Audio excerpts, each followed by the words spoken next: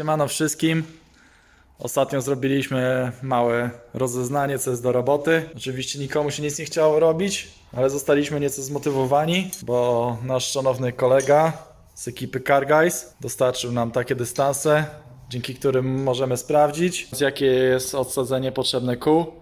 Więc pozdrawiam serdecznie wszystkich Car Guysów i Adasia przede wszystkim za użyczenie i dzięki temu będziemy mogli ogarnąć przód. Do roboty. To w ogóle jest strasznie irytujące, że trzeba tyle rzeczy robić w garażu, żeby poupalać przez chwilę. Nie mogło to by się wszystko porobić samemu? To łobuz ty działasz? Dobrze, łobuz. Teraz przednie koło. Nie ogarniam. Magiczna rzecz. Ale tak czy siak możemy już tak naprawdę przystąpić do roboty właściwej, czyli przymierzania dystansów. Zaczniemy od dwóch. Są to dystanse 5 mm, więc sumarycznie mam 10 mm. Zobaczymy wtedy, czy felga nadal obciera o wahacz, jak to wygląda w kwestii nadkola, ale najpierw podstawię kobyłkę, żeby zobaczyć, jak to działa przy takim w miarę realnym ułożeniu zawieszenia. No i koło na miejscu. Można sprawdzać. Ostatnio dowiedziałem się, że bardzo ważna jest współpraca z widzami. Co prawda nie wiem, czy to dotyczy się tylko filmów z Saszą Grey, ale no może tak spróbujmy. Ja skręcam, a wy ogarniajcie, czy...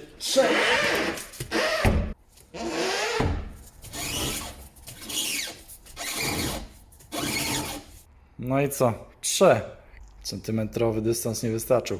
Słabo. Trzeba pomyśleć coś dalej.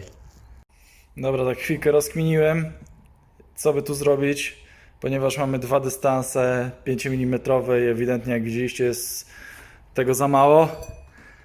Nie mam nic pod ręką, ale jest taka teoria, że do przymiarki, jeżeli nikt nie patrzy, można użyć jeszcze podkładek, więc oczywiście nie polecam, żeby tak robić, a tym bardziej, żeby wyjeżdżać z czymś takim na drogę, ale tak jak widzicie, są tutaj podkładeczki.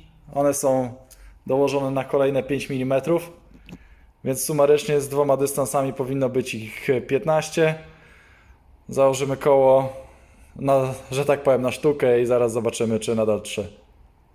Jak to mówi powiedzenie starych partaczy i ludzi robiących coś na odpierdziel, jak nie urok, to sraczka, czyli jak dowaliliśmy 15 mm, to śruby są za krótkie i już nakrętkami nie można tego złapać. Dobra, więc standardowa współpraca. Popatrzmy w ten sposób, może się uda. Teraz skręt jest maksymalny. Koło jest dociśnięte co prawda ręką, ale no widać, że przestrzeni jest. W życiu bym się nie spodziewał, że 5 mm na dystansie może zrobić taką różnicę. To też nam daje taką wymierną wiedzę, z jakiego zakresu skrętu nie korzystaliśmy podczas jazdy w Toruniu. Co jest bardzo dobrą informacją. Cokolwiek wygląda to mniej więcej tak teraz. Nie no, jest super moim zdaniem. Teraz tylko zamówić dystanse. Zobaczymy, jak to wygląda w kwestii pierścienia centrującego. I będzie jazda. A tymczasem zajmiemy się drugą sprawą, którą można zrobić na spokojnie i bez napinki, czyli włączanie manualnych wentylatorów.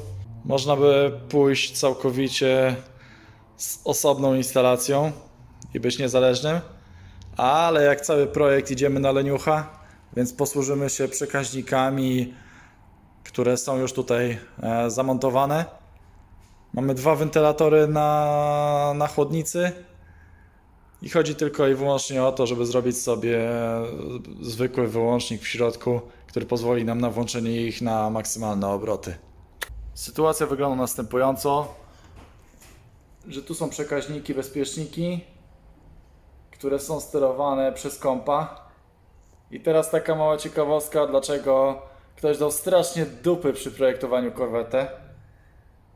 Bo jeden z ważniejszych kompów znajduje się tutaj, w nadkolu, nad samą podłogą. No przyznajcie, że trzeba mieć coś z deklem, żeby umieścić go w takim miejscu. Dlatego ogólnie znanym tematem jest, że wszystkie zalewajce i topielce w C5 mają problemy z działaniem, z instalacją elektryczną i ogólnie zdecydowana większość ludzi, która ogarnia te samochody, mówi, żeby się w takie sztuki nie pchać, bo po prostu to jest droga przez mękę i często skazana na porażkę i niemożliwą do wyprostowania. No ogólnie jest to temat niepolecany, że tak powiem. Teraz tylko musimy tutaj ogarnąć dwie żyły, które nas interesują i znaleźć jakieś takie, że tak powiem, optymalne miejsce dla nas, aby się wpiąć i nie robić tego syfu jak najniżej i w miejscu jak najmniej narażonym na wszelkie penetracje wody i zwarcia. Tak jak już wspominałem, umiejscowienie tego komputera nie jest zbyt sensowne i trafne. I tak sobie pomyślałem, że cięcie wiązki w tym miejscu może przysporzyć trochę problemów. I okazało się po schematach, że one idą do skrzynki z bezpiecznikami oraz przekaźnikami. Jest problem, żeby trochę namierzyć te żyły, gdyż kolory się powtarzają w wiązce. Chodzi nam o te dwa przekaźniki. One są opisane jako Coolfan 1 oraz Coolfan 2. I tak naprawdę jedynym sterowaniem ich jest danie masy na nóżkę 8.5, zarówno w tym, jak i w tym przekaźniku. Możemy pójść jak Janusze i po prostu pod przekaźnik wsadzić kawałek przewodu, żyły. Aczkolwiek ja sobie zadałem trochę trudu i poszukałem, jak one są przeprowadzone i wyprowadzone z dołu.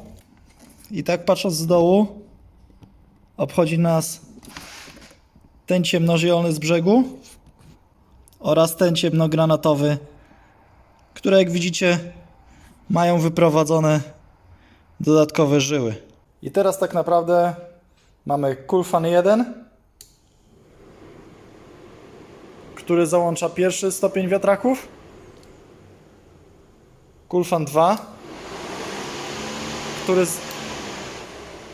który załącza drugi stopień wiatraków i dwa naraz to jest maksymalny nawiew.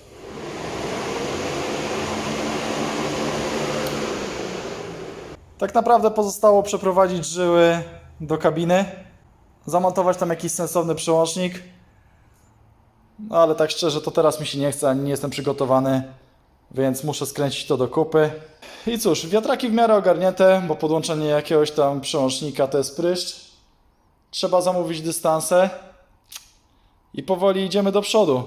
I tym samym dzięki tak prostej przeróbce, której koszt wynosi, no nie wiem, 4-5 zł, mamy ręcznie sterowane wiatraki, które no polecane są dla kogoś, kto zamierza upalać korwetę, zarówno w drifcie, czy nie wiem, chociażby w wyścigach na ćwiartkę. A są tylko dwa zasadnicze plusy. Po pierwsze, używamy seryjnej wiązki i seryjnych przekaźników, więc w razie czego wiemy, gdzie się łapać. A po drugie, tak jak można było zobaczyć, jesteśmy tylko wpięci w wiązkę, więc tak naprawdę sterowaniem wiatrakami przez kompa nadal działa. Więc nie tracimy nic, tylko zyskujemy coś dodatkowego, gdy chcemy po prostu chwilkę się mocniej pobawić i nie stresować się, czy zagrzejemy silnik, czy też nie. No cóż, wiatraki mamy ogarnięte. Teraz tylko zamówić dystanse i powoli idziemy do przodu. Do następnego. Cześć!